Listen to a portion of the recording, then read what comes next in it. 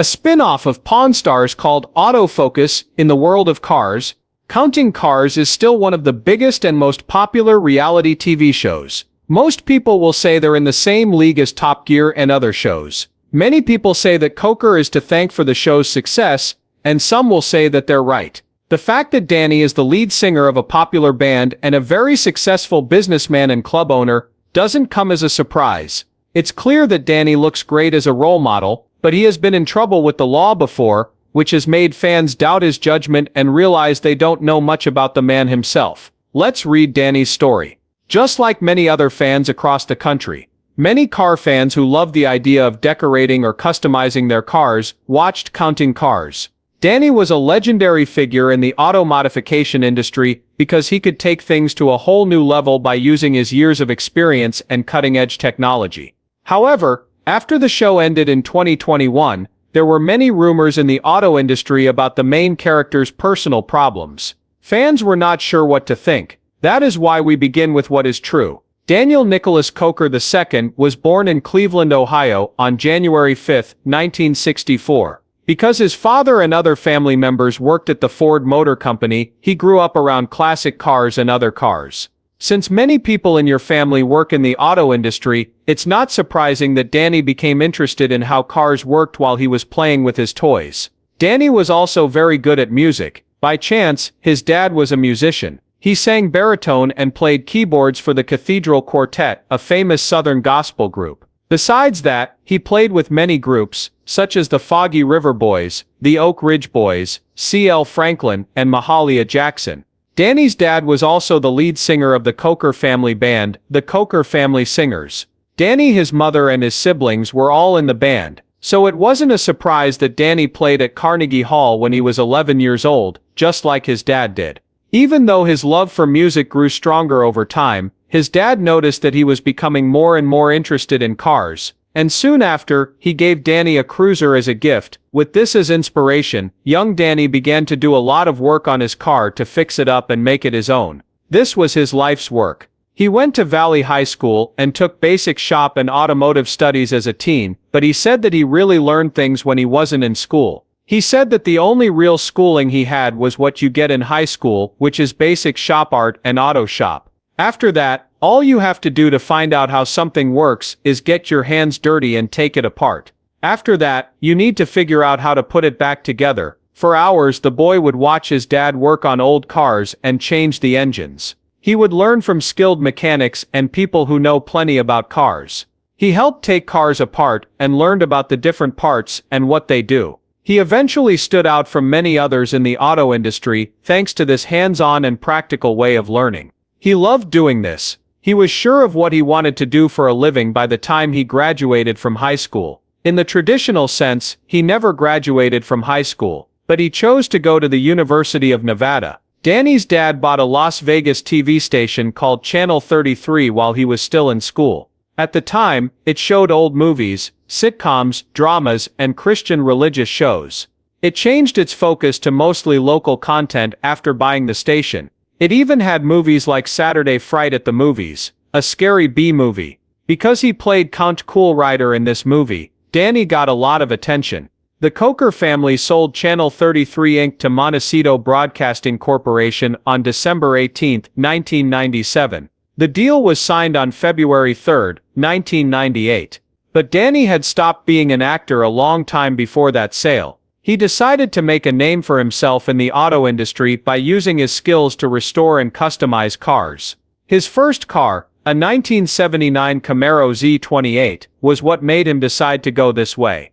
From front to back, he changed everything about the car until it looked like a street-style Can-Am race car. He felt confident enough to tell everyone about his skill after this project went well. He opened Count's Tattoo, a business that combined his two loves, cars and tattoos.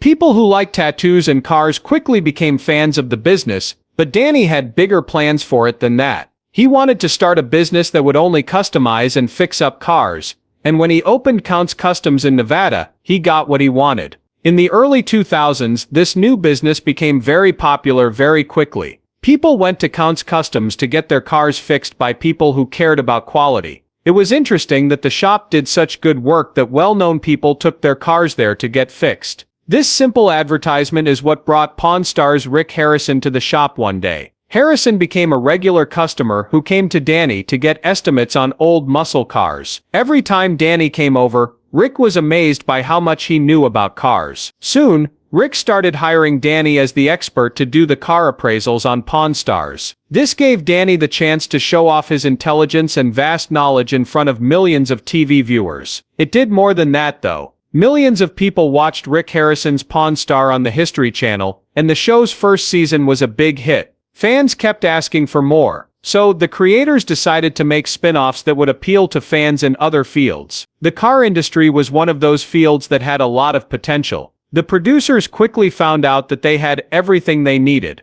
There was an outline. They had a professional who wasn't afraid to be seen by the camera, and this professional ran a very busy shop. The first episode of Counting Cars aired on August 13, 2012. Las Vegas was the place where the third Pawn Stars spin-off show was filmed. It showed what Danny's shop, Kustoms, does every day. This proved that no dream was too big or too far-fetched to be realized. When he was young, Danny Koker loved cars so much that he sought to improve their looks. Even though he didn't know how to make his dream come true, he kept going after it until he reached the top. Even though he died in 2008, his father would have been so proud of him. In the first episode, Rick showed up with a 1968 Bullitt Mustang. When it arrived, this classic Mustang fastback was in terrible shape, but Rick insisted that he wanted it turned into a Bullitt-style car on a tight budget. Danny and his team worked hard even though they didn't have a lot of money, and the end result was amazing. That's why the first season had 13 episodes. Fans wanted more when it was over. There were 26 episodes in the second season, which is twice as many as in the first season.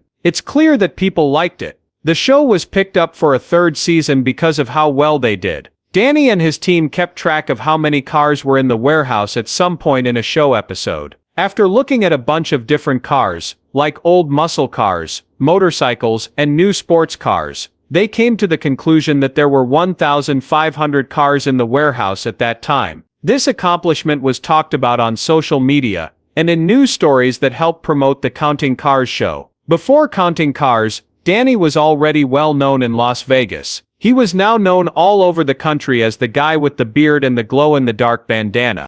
He was the foremost expert on customized cars, so people went to him with questions about making their cars and motorcycles unique. The show made him famous as an expert in customizing and restoring cars, so it wasn't a surprise that he was made producer of the show not long after it started. Soon, big-name stars started to talk to him. Danny was asked to build Ozzy Osbourne a custom chopper that would be very hard to make. An even longer list of stars was made up of Alice Cooper, Tommy Lee, Dee Snider, George Lynch, and Judas Priest. Everyone wanted to be as smart as Danny, and they all got it. Danny had become very famous after making connections with famous people in Hollywood. He was now being invited to auto shows, parties, and even more TV appearances. Danny was getting rich quick because Kustoms was becoming one of the city's most popular spots. Car fans and tourists came from all over the world, and Danny was also getting TV business deals. Don't forget about his other businesses. They were doing well before he became famous and have now made a big difference in his finances. But now wasn't the time to rest. One of Danny's most well-known projects was fixing up Rock Bar and Grill by Count. He began. The atmosphere at Count's Vamped is one of a kind in Las Vegas. It combines Gothic style with motorcycle culture and rock music. His club, Count's Vamped, was a big part of keeping his music alive. Both locals and tourists liked the club because Danny, who loved retro style and rock music, made it feel unique and friendly. It was kind of funny how Danny became a musician. At some point, the guitarist who ran the weekly jam night learned that Danny, his boss, used to sing when he was younger. The guitar player asked Danny to join him on stage and sing. This was how things were done in the club. A lot of other people were also asked to sing at different times. Some random strangers were brought on stage one night while Danny was singing, and they joined him as he sang. Danny asked the group to stay afterward because they played so well together. He said it felt like it was real. It was great. We all just got along great. We talked about how good it felt on the patio at the club after that night. And we just thought, why don't we get together at the next jam night? Let's learn some songs together. Let's practice for a while. That's what we did. After that, our jam night started to get a lot of people. This group turned into Danny's own band, Count 77. Dan said, "We're practicing all the time" when asked about the band coming together. After that, it turned into our own band. So it was a real natural growth from a group of guys around the same age. We all liked the same music when we were kids. The kind of music we all love is very important to us. It really did happen that way. Not long after, Count 77 started opening for bigger bands and kept playing at the club. Aside from Danny getting better at counting cars, his band also became more popular. The band put out their first album, and Summer of 77 Inches is one of their best-known songs. They were even chosen as one of the top 20 albums of 2014 by Blues Rock Review. Dan said, "I can't say that I have a real goal for this" when asked what the band's goal was. "The only thing I want is for it to keep going and get better. I never feel happy, and no one else in the band does either, which is crazy. I don't know what the goal is for us, but I can tell you that all 6 of us are very committed to this band. We're all 6 determined to really work at it." Since Danny was having so much success at work, it was easy to think that his relationship was suffering. That wasn't the case though, which was a surprise. His marriage to Danny Koker, a talented musician and businesswoman, for many years was one of the best things he ever did. The two of them got together years before he became famous. There were 2 people who liked cars and rock and roll. Now, from Count 77 to Count's Kustoms, Corey has been a big part of all of them. Especially Count's Vamped, where she has been very involved with running things. As things have gone on, she has been the steady force in the background. The couple has been able to keep their successful careers going, while avoiding public scrutiny of their personal lives. Even though they tried hard, rumors were still going around. Some rumors about their marriage said that Danny's busy schedule made things hard in their relationship. Fans thought at the time that the couple's business empire would fall apart if they broke up. The couple didn't want to address these rumors in public, so they chose to keep their private business private. Another thing that fans were worried about was the rumor that Corey had a health emergency and had to temporarily leave her job at Vamped.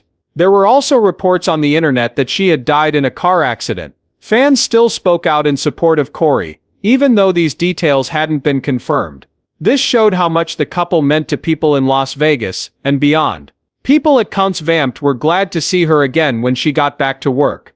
Even though there are rumors, one thing is for sure, the couple's relationship is still as strong as ever, despite the demands of fame and business. Danny has said many times how thankful he is to have a spouse who shares his interests and understands the duties of his job. Danny was almost impossible to stop once his family was safe. But there were some problems that came with the money and fame. The story changed when a legal issue came up. It revealed a dark and shocking secret that Danny had been keeping for years. Because of the nature of his business, he was bound to run into legal problems every once in a while. A couple brought in their 1967 Ford Mustang to be modified so that it could be shown on TV soon after Counting Cars started. In 2014, they sued Koker's company for this reason. The $50,000 lawsuit says the couple wanted their money back when they found out that the car wasn't even the type they had in mind, and that no work had even begun on it. Soon after the case was over, without a doubt it wasn't so bad that Koker should go to jail or be arrested. 3 years later though, he had another legal problem. A $75,000 lawsuit was brought against a former employee of Count's Custom, who was said to have been getting paid by Danny's company for controlled drugs. The drugs were found to belong to Danny after an investigation, and he was given a 30-day jail sentence. Fans were shocked when they heard that the player had been arrested. It came up out of nowhere that Danny Koker was having problems with drugs. A lot of people looked up to him. He had a reputation for being cool and loving his cars, which made some people become car fans. It was expected that these events would hurt his business and career. A lot of fans were worried about what would happen to Counting Cars and Counts in the future. After Danny went to jail for a while, he decided to stay sober, having the same toughness and commitment that he had shown in business and reality TV. Even though he has had new legal problems since then, he hasn't been arrested, and he was able to win back the respect of his clients and fans by being honest about his problems and determined to get better. Counting Cars ended in 2021, after 10 seasons and 184 episodes. Even though this is the end of the show, Still, it got praise for being one of the History Channel's most popular shows. Fans were waiting for news of a new season for a long time, but it never came. Because Danny still owned Kustoms, he set up a way for fans who wanted to get a feel for the show to do what they wanted. The official website for Kustoms says that free tours of the shop are available every day. The shop has some of the most famous builds from the history of the show. They even built a museum there so that fans could get the full experience. A lot of fans think that counting cars changed reality TV, especially when it comes to auto restaurants. Reality TV shows now have to follow new rules, which shows this effect. For instance, Counting Cars was one of a kind because it mixed the technical side of restoring cars with the personal stories of the team members. That's why it lasted so long. After more than 3 years, Danny is still the only mechanic who is also a recording artist and has not one but 2 full-length albums.